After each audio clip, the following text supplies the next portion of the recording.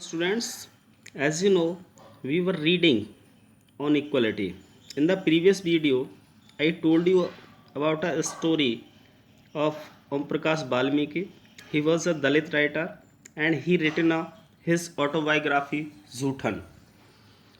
And uh, on this page, in the left side, you saw Zuthan, a Dalit's life, cover of Om Prakash Balmiki's book Jhutan, which talks about his experience of growing up as a Dalit boy.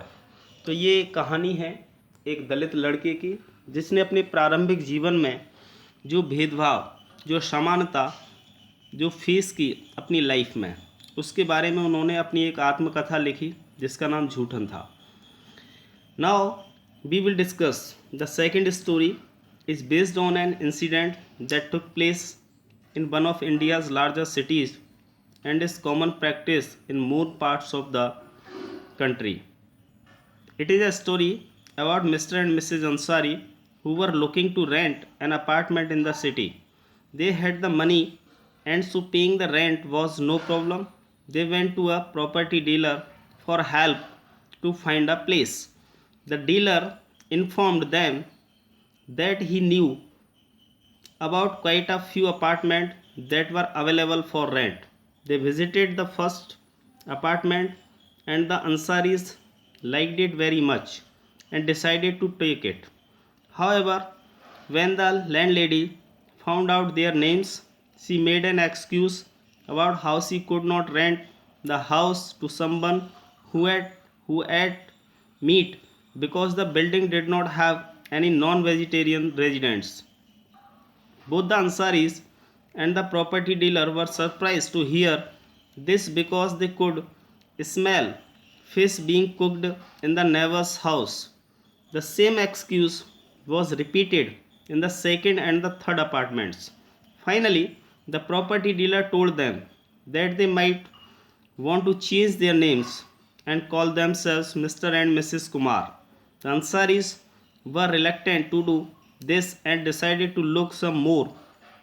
In the end, it took a whole month of looking at apartment before they found a landlady who was willing to give them a place on rent.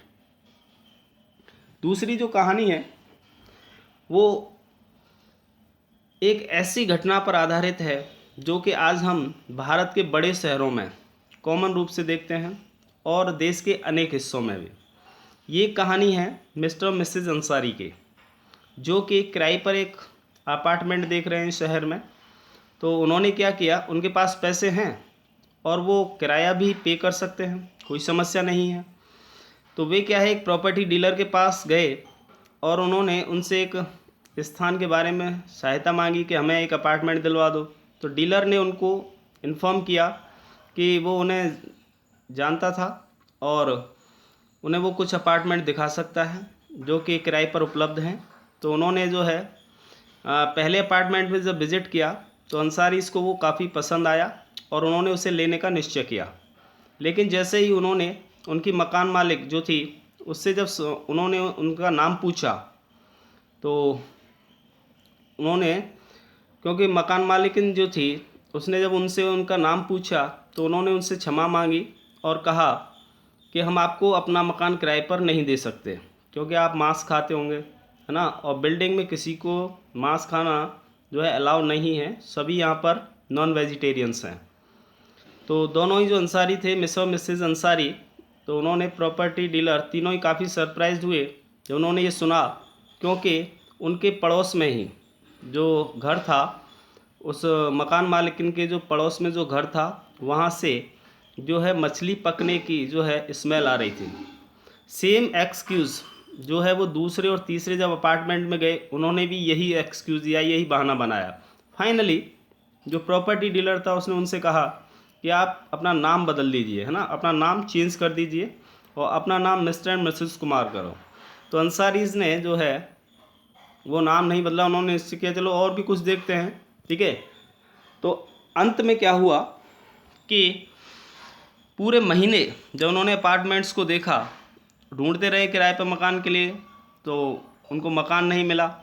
लेकिन जब एक land lady थी, ठीक है, उन्होंने पाया कि वो उन्हें देने के लिए तैयार हो गए, है ना, उनकी इच्छा हुई चलो इन्हें किराए पे मकान दे देते हैं।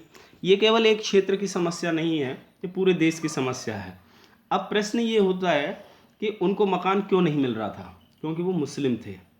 और हमारी सोसाइटी में, समाज में एक ऐसा ट्रेडिशन है ना, ऐसा मानते हैं लोग कि जो मुस्लिम्स होते हैं वो मोस्टली क्या है, मांस खाते हैं, मीट खाते हैं। इसलिए कोई भी जो हिंदू होता है वो उन्हें किराए पर मकान देने से कतराता है, उनको वो मकान जो है किराए पर नहीं देता है। और जहाँ हिंदू फैमिलीज़ रहती हैं जिन अपार्टमेंट के अंदर, जिस कॉलोनीज़ में या जिस सोसाइटी के अंदर, वो मोस्टली जो है उनसे बचते हैं। लेकिन इसकी परमिशन हमारा कॉन्स्टिट्यूशन नहीं देता है, क्योंकि कॉन्स्टिट्यूशन में लिखा है राइट टू इक्वलिटी, है ना। जो राइट टू इक्वलिटी है आर्टिकल 14 से लेके 18 तक, वो सभी रिलीजन्स, सभी कास्ट और कम्युनिटीज़ को समान रूप से अधिकार देता है। तो अगर ऐसा कोई कर रहा है तो वो क्या है, गलत है, सही नहीं है, on the basis of constitution. अब हम चर्चा करेंगे रिकॉग्नाइजिंग डिग्निटी। डिग्निटी के बारे में आप जानते हैं कि अगर हम किसी के सम्मान को ठेस पहुंचाते हैं, ठीक है, और उनसे जो है रिकॉग्नाइजिंग डिग्निटी, तो डिग्निटी का मतलब होता है गौरव, रेस्पेक्ट, सम्मान, है ना, उसको हम कहते हैं। You have understood why now that the caste we are born into, the religion we practice, the class backgrounds we come from, whether we are male or female, these are often the things that determine why some people are treated unequally. Om Prakash Valmiki and the Ansaris are being treated unequally on the basis of differences of caste and religion. आप समझ चुके हैं अब कि cast जो जाति होती है, ठीक है, हम जिसमें जन्म लेते हैं, हमारा जो रिलीजन होता है जिसको हम मानते हैं, हमारा जो क्लास होता है, हमारा बैकग्राउंड होता है जिससे हम आते हैं, या हम मेल हैं या फीमेल हैं, तो ये सभी जो चीज़ें होती हैं वो कहीं ना कहीं कुछ लोगों को जो है असमान रूप से ट्रीट करने के लिए पर्याप्त होते हैं। जैसे ओम प्रकाश वाल्मीकि और अंसारीज, ये दोनों ही के साथ जो है असमान रूप से व्यवहार किया गया और उनको जाति और धर्म के नाम पर उनके साथ जो है डिफरेंसेस किए गए। When person are treated unequally, their dignity is violated. जब हम किसी व्यक्ति के साथ असमान रूप से व्यवहार करते हैं या उसके साथ भेदभाव करते हैं तो कहीं ना कहीं उसकी डिग्निटी जो होती है वो वायलेट होती है, उसका उल्लंघन होता है। The dignity of both Om Prakash Valmiki and the Ansaris was violated because of the way in which they were treated. By picking on him and making him sweep the school because of the caste, Om Prakash Valmiki's schoolmates and teachers hurt his dignity badly and made him feel as if he was less than equal to all other students in the school. Being a child, Om Prakash Valmiki could do very little about the situation that he was in. It was his father who, on seeing his son sweep, felt angry by this unequal treatment and confronted the teachers.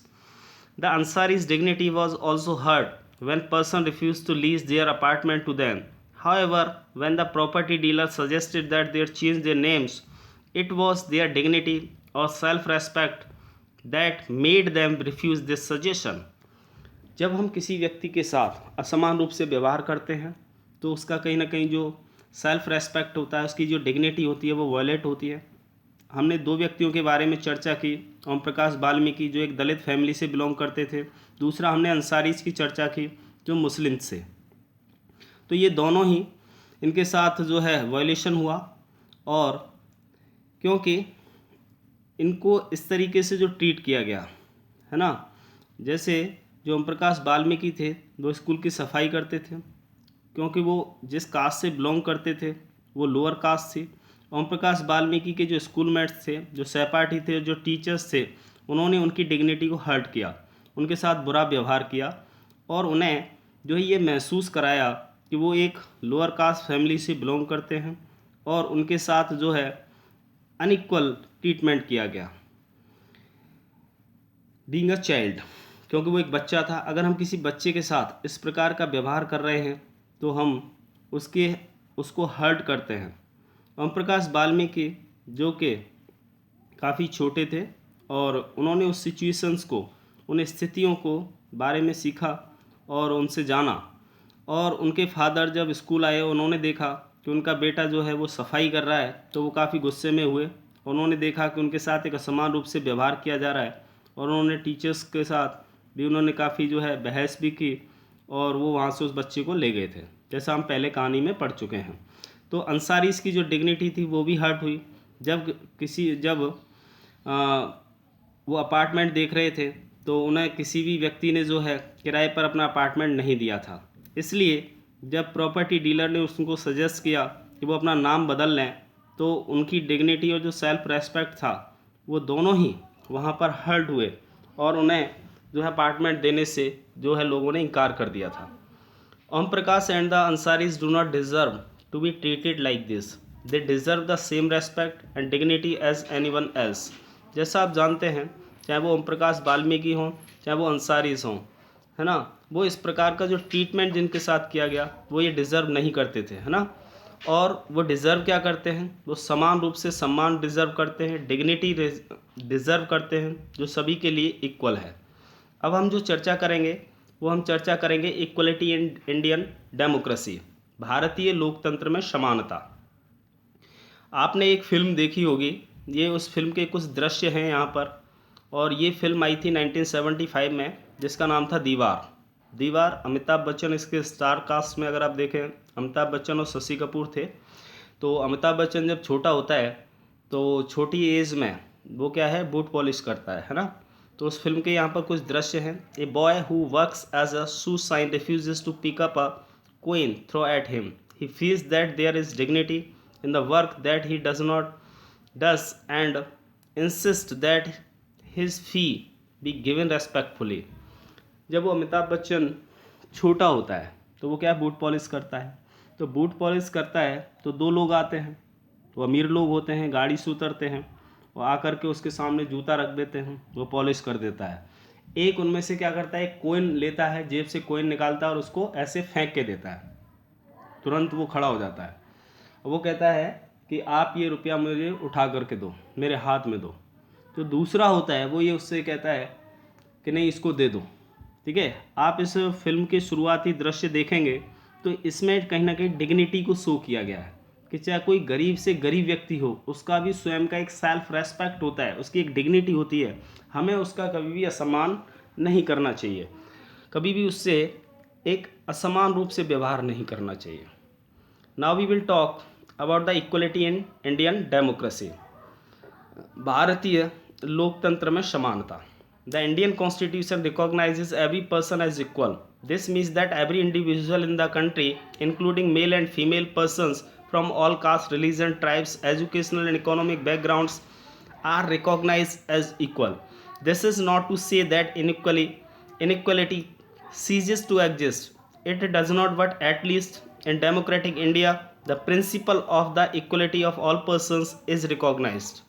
भारतीय संविधान में जो है प्रत्येक व्यक्ति को समान अधिकार दिए गए हैं। इसका अर्थ ये है कि जो भी प्रत्येक व्यक्ति है, प्रत्येक इंडिविजुअल है कंट्री के अंदर, चाहे वो पुरुष है या महिला है, ठीक है, या वो किसी भी कास्ट से बिलोंग करता है, किसी भी धर्म से या किसी भी जाति से या किसी भी एजुकेशनल और इकोनॉमिक बैकग्राउंड से, सबके लिए समान है। सभी क्या हैं, वो वहाँ पर समान हैं।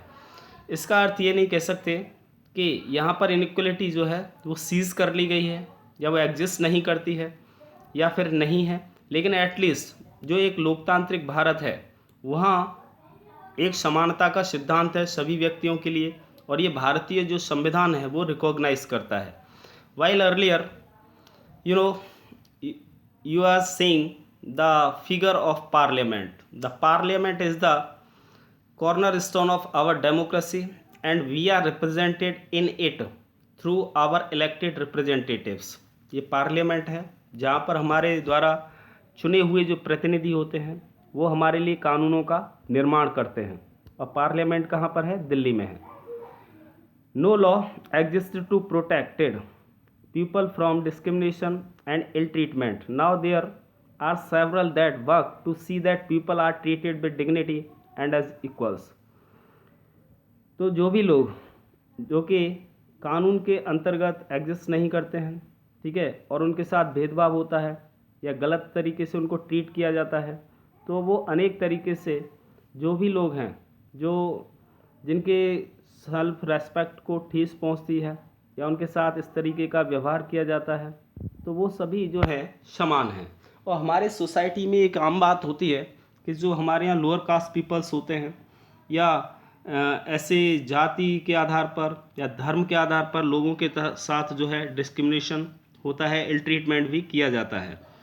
बाकी जो है आगे हम नेक्स्ट वीडियो में जो है इसकी चर्चा करेंगे। ओके।